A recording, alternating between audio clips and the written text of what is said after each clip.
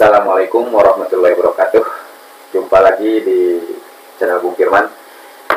Kali ini kita akan sedikit mengupas tentang resesi ya.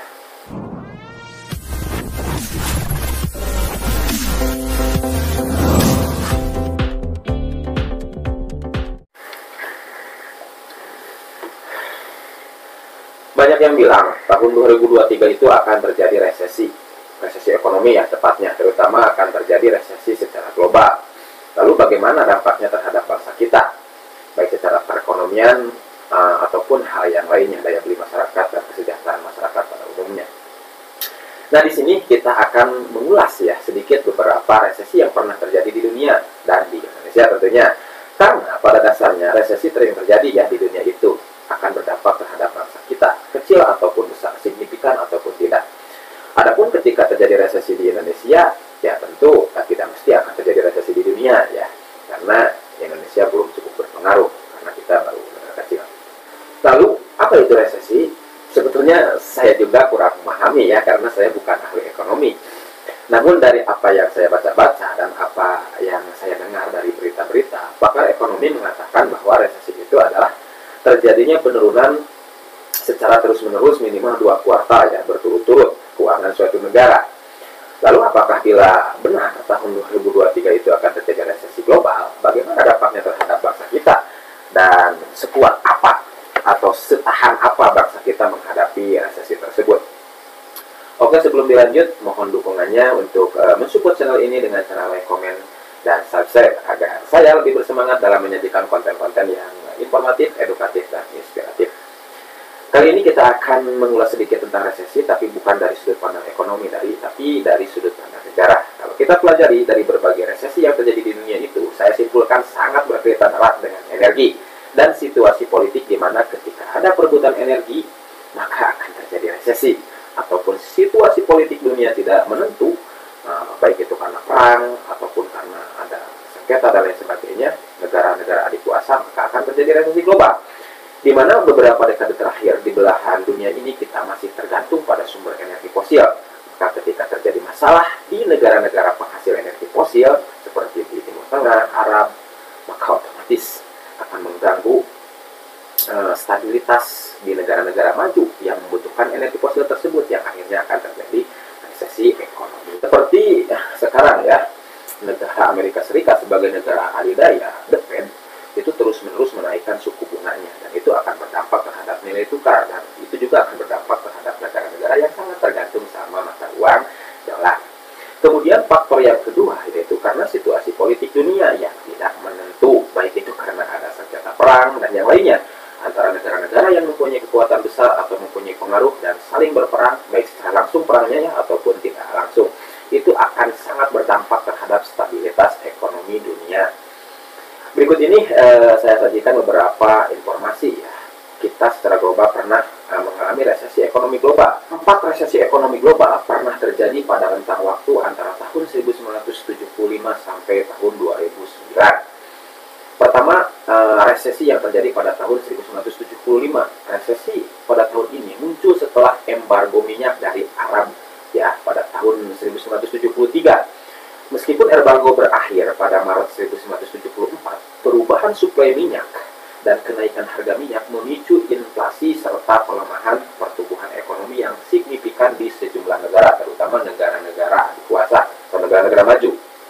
Pelonggaran kebijakan moneter dan fiskal lalu diterapkan terutama oleh beberapa negara maju. Ya, harapannya pertumbuhan ekonomi bisa pulih pada tahun 1976. Namun negara Group of Seven seperti Kanada, Prancis, Italia, Inggris, dan Amerika Serikat, ya kecuali Jerman dan Jepang, masih terus mengalami inflasi yang sangat tinggi sehingga masih mengalami resesi ya. Kemudian resesi yang kedua terjadi pada tahun 1982. Resesi pada tahun ini juga dipicu oleh kenaikan harga minyak yang terjadi pada tahun 1979. Pengetatan kebijakan moneter di Amerika Serikat dan sejumlah negara maju serta krisis utang Amerika Latin ini menjadi salah satu penyebabnya. Pada tahun 1979 harga minyak naik tajam.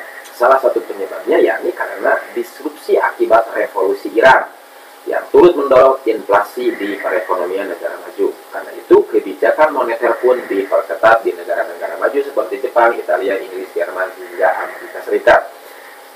Akibat dari kejadian ini, angka pengangguran naik sekitar pada tahun 1982 sampai 1983. Sementara itu, negara-negara Amerika Latin mengalami krisis, kesulitan membayar utang karena naiknya suku bunga global dan jatuhnya harga komoditas akibat pelemahan pertumbuhan ekonomi global. Di resesi tahun 1982 ini, perekonomian negara maju umumnya bisa pulih lebih cepat meskipun angka pengangguran masih tinggi. Namun resesi global ini mengakibatkan pelambatan pertumbuhan ekonomi berkepanjangan di Amerika Latin, Karibia, dan di Afrika, serta di wilayah sub-Sahara.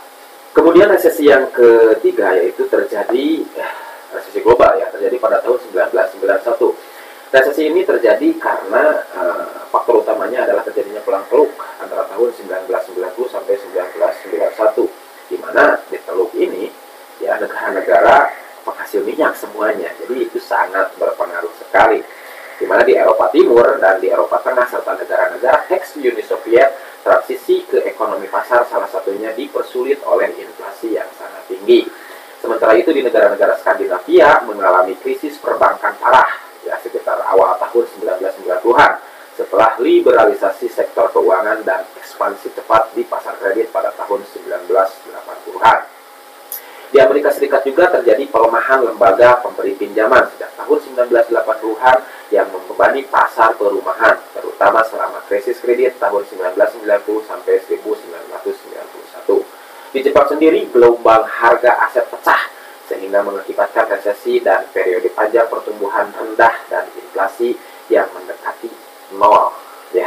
Kemudian resesi selanjutnya di dunia itu terjadi pada tahun 2009. Resesi pada tahun ini terjadi setelah krisis keuangan sejak Great Depression. Ya. Krisis keuangan ini terjadi di pertengahan tahun 2007 pada perekonomian negara-negara maju setelah pelonggaran regulasi dan pengawasan lembaga dan pasar keuangan, harga aset, perkembangannya kredit di berbagai negara hingga ekspansi cepat di high risk lending khususnya di pasar perumahan Amerika Serikat. Layanan keuangan global Lehman Brothers berikut pada tahun 2008, kebangkrutan turut memicu krisis perekonomian dan keuangan ini. Kelak hubungan pasar Amerika Serikat dan pasar keuangan lainnya turut memicu krisis di negara maju dan beberapa negara berkembang. Rentetan kejadian ini memicu penurunan tajam harga aset dan krisis kredit, jatuhnya perdagangan global dan resesi di sejumlah negara. Kemudian resesi di Indonesia sendiri itu yang paling parah terjadi pada tahun 1963 ya, ketika peralihan dari presiden di akhir masa jabatan Presiden Soekarno, karena memang pada waktu itu Soekarno menerapkan beberapa kebijakan yang dianggap sangat melemahkan keuangan Indonesia, keuangan negara, kemudian juga keluar kita dari keanggotaan PBB dan situasi politik di dalam negeri yang tidak menentu pada waktu itu setelah banyaknya isu kudeta, kemudian yang memuncak terjadinya peristiwa G30 SPKI dan peralihan kekuasaan dari Insinyur Soekarno ke Jenderal Soeharto. Baru kita mengalami penguatan kembali setelah pergantian kekuasaan, dan itu pun tidak secara langsung. Kita baru mengalami penguatan ekonomi sekitar tahun 1970-an sampai 1980-an.